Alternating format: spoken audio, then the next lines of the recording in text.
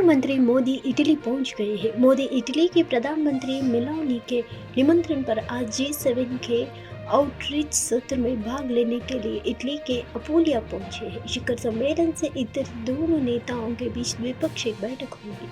प्रधानमंत्री मोदी इटली पहुंच गए हैं। मोदी इटली की प्रधानमंत्री मेलोनी के निमंत्रण पर आज G7 के आउटरीच सत्र में भाग लेने के लिए इटली के अपुलिया पहुंचे हैं। शिखर सम्मेलन से इतर दोनों नेताओं के बीच द्विपक्षीय बैठक होगी। इटली के लिए रवाना होने से पहले प्रधानमंत्री नरेंद्र मोदी ने एक बयान में कहा था कि प्रधानमंत्री मेलोनी के निमंत्रण पर मैं 14 जून को G7 आउटरीच शिखर सम्मेलन में भाग लेने के लिए इटली के अपुलिया क्षेत्र का दौरा करने जा रहा हूं। मुझे खुशी है कि लगातार तीसरे कार्यकाल में मेरी पहली यात्रा G7 शिखर सम्मेलन के लिए इटली की है।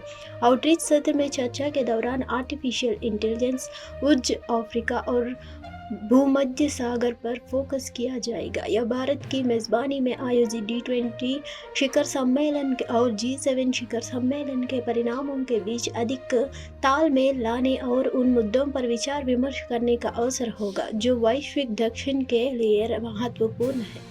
मैं शिखर सम्मेलन में भाग लेने वाले अन्य नेताओं से मिलने के लिए भी उत्सुक हूँ।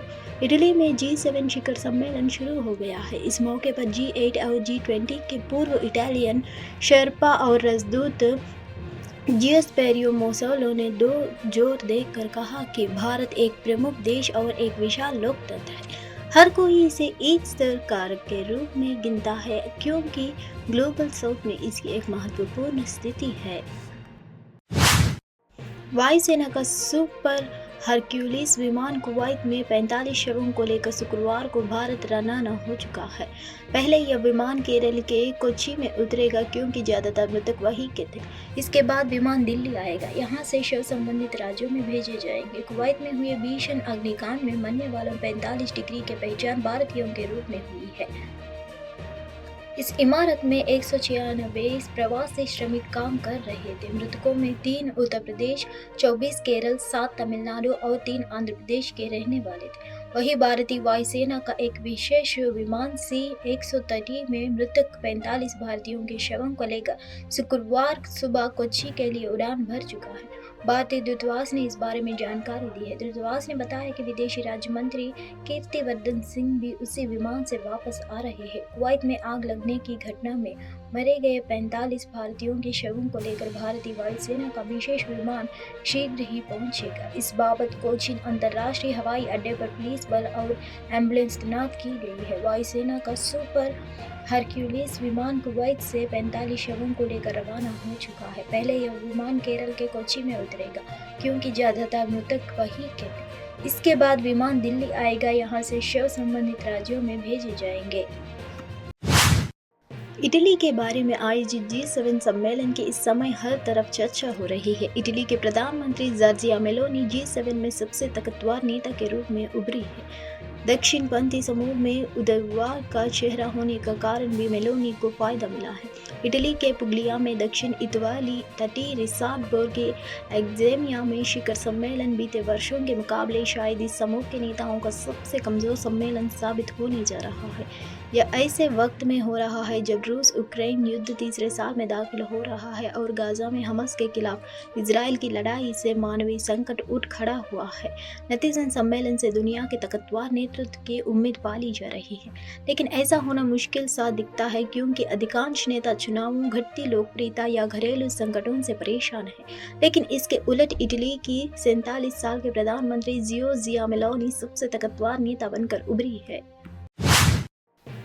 लोकसभा चुनाव के दौरान टिकट को लेकर भी कांग्रेस में नाराजगी दिखी थी। उस समय कई सीटों पर दूसरे दलों से आए नेताओं को टिकट देने के बाद सवाल उठाए गए थे। कार्यकर्ताओं को दरकिनार करना भी कांग्रेस को भारी पड़ गया है। लोकसभा चुनाव में कांग्रेस ने बिहार में पिछले चुनाव से भले ही बेहतर प्रदर्शन करते हुए अपनी सीटों में इजाफा किया हो, लेकिन अब हार के कारणों का तलाशने का दौरान अंतकलह भी उभर कर सामने आने लगा है। कांग्रेस प्रदेश अध्यक्ष अखिलेश प्रसाद सिंह ने भी भीतर विश्वासघात के कारण चुनाव में अपेक्षित सफलता नहीं मिलने की बात करते हुए ऐसे लोगों पर कार्रवाई करने का संकेत दिए हैं। इस लोकसभा चुनाव में कांग्रेस ने महागठबंधन के तहत 9 सीटों पर उम्मीदवार उतारे थे, जिसमें 3 सीटों पर पार्टी सफल रही। अब हारी सीटों को लेकर समीक्षा होने लगी है। बगलपुर लोकसभा क्षेत्र में कांग्रेस प्रत्याशी अजित शर्मा को हार का मुंह देखना पड़ा है। यहां हार की समीक्षा बैठक के दौरान ही अंतर्कलह साफ दिखा। समीक्षा बैठक के दौरान ही बगलपुर जिला अध्यक्ष परवेज जमाल ने हार का टिकरा बगलपुर के प्रत्याशी अजित शर्मा पर फोड़ दिया है। जिला कमेटी ने साफ तौर पर कहा कि पार्टी कार्यकर्ताओं का सम्मान नहीं किया गया है और उन्हें दरकिनार कर दिया गया है। अजित शर्मा पार्टी के कार्यकर्ताओं पर ही सहयोग नहीं देने के आरोप लगाते हैं। इंग्लैंड की टीम ने टी20 वर्ल्ड कप 2024 में ओमान को 8 विकेट से हरा दिया है। इंग्लैंड ने ओमान के खिलाफ सिर्फ 19 गेंदों में टारगेट चेज कर दिया है। ओमान ने पहले बैटिंग करते हुए 47 रन बनाए, जिसके जवाब में इंग्लैंड ने 101 गेंदों की शेष रहते टारगेट को हासिल कर लिया है। इस मैच में इंग्लैंड के लिए जोफ्रा आर्चर, मार्क वुड और आदिल रशीद ने शानदार गेंदबाजी का नमूना पेश किया है। इस प्लेयर्स की वजह से ही इंग्लैंड की टीम ने एक बड़ा रिकॉर्ड बना दिया है। ओमान के खिलाफ मैच में इंग्लैंड के लिए जोफ्रा आर्चर ने 3 विकेट हासिल किए हैं। इसके अलावा आदिल रशीद ने 4 विकेट और मार्क वुड ने 3 विकेट झटके हैं।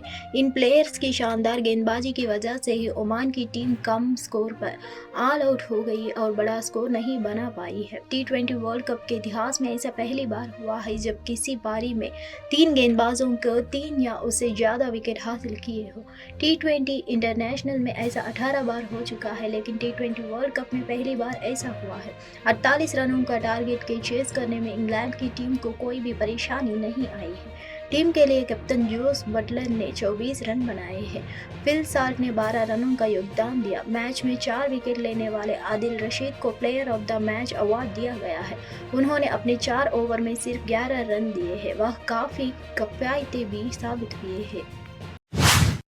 सुप्रीम कोर्ट में शुक्रवार को नीट परीक्षा से जुड़ी 3 याचिकाओं पर सुनवाई होनी है। सुप्रीम कोर्ट में दायर याचिका में नीट 2024 परीक्षा को रद्द करने और पेपर लीक मामले की सीबीआई जांच की मांग की गई है।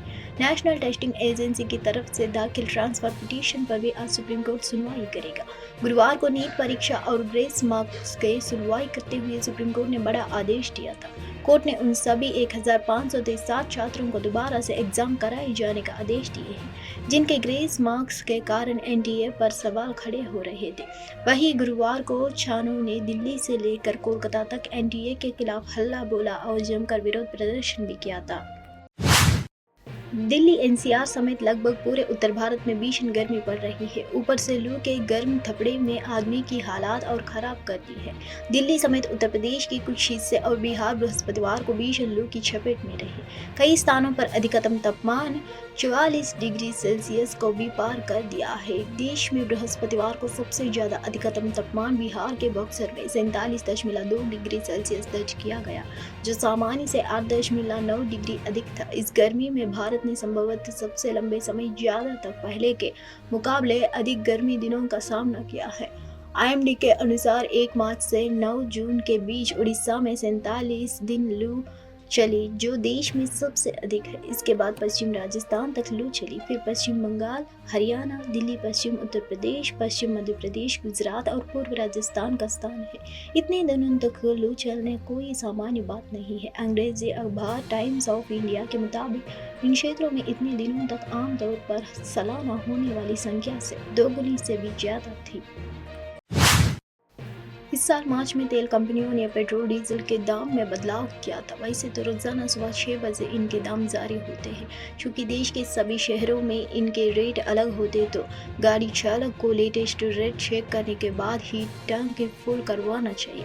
आइए जानते हैं कि आज आपके शहर में 1 लीटर पेट्रोल डीजल की कीमत क्या है। मार्च में तेल कंपनियों ने पेट्रोल डीजल के प्रति लीटर पर 2 रुपये की कटौती की थी। मार्च के बाद अभी तक देश के सभी शहरों में इनके दाम यथावत बने हुए हैं। इसके मतलब है कि सभी शहरों में फ्यूल प्राइस जस्ट के 10 बने हुए हैं। ऑयल मार्केटिंग कंपनियों ने 14 जून के लिए फ्यूल प्राइस अपडेट कर दिया है। गाड़ी चालक तेल कंपनियों की वेबसाइट और ऐप के जरिए लेटेस्ट रेट चेक कर सकते हैं। आपको बता दें कि देश के सभी शहरों में इनके दाम अलग होते हैं। ऐसे में लेटेस्ट रेट चेक करने के बाद तेल भरवाना चाहिए।